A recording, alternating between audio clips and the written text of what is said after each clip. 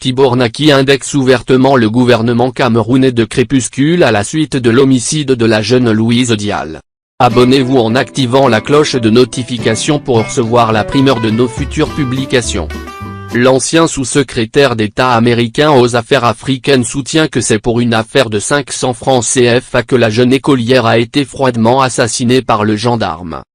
L'horrible assassinat de la jeune Louise Dial dans la matinée du jeudi 14 octobre 2021 à Bouéa dans le département du Fako, région du Sud-Ouest, a provoqué l'émoi au-delà des frontières camerounaises. Plusieurs personnalités s'en sont émues, au rang desquelles l'Américain Tibor Naki, l'ex-sous-secrétaire d'État américain aux affaires africaines. Le diplomate américain a réagi dans un tweet ce même jeudi 14 octobre, et déplore d'emblée la disparition de la jeune écolière, laquelle a été tuée selon lui par le gendarme, pour une affaire de 500 francs CFA. Pour Tibor Naki, l'horreur s'est produite parce que la jeune fille, sa maman, a refusé de payer cette somme au gendarme.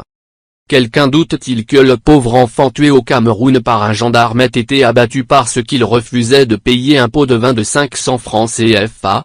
N'importe qui sur les routes du Cameroun rencontre des arrêts de portail électriques avec une grande fréquence.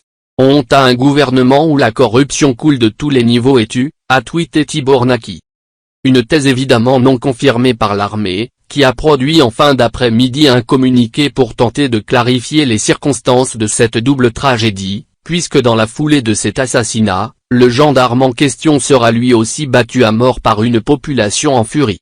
Mais les témoignages des populations locales convergeaient vers cette hypothèse. Celle-ci voyant derrière le refus d'obtempérer de la maman de la fillette, plutôt le refus de payer la somme de 500 francs CFA aux gendarmes.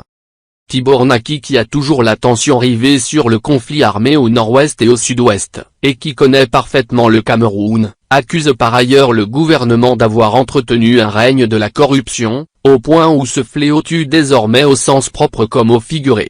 Rappelons que Tibor Naki est l'ancien ministre pour l'Afrique du gouvernement Donald Trump. Farouche opposant à la politique criminelle du roi Biya.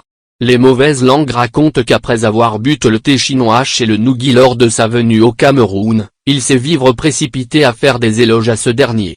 Veuillez prendre 3 secondes pour liker la vidéo et la partager. N'oubliez pas de vous abonner à la chaîne YouTube, Boudman, sur le site www.camertv.info. À bientôt pour de nouvelles publications.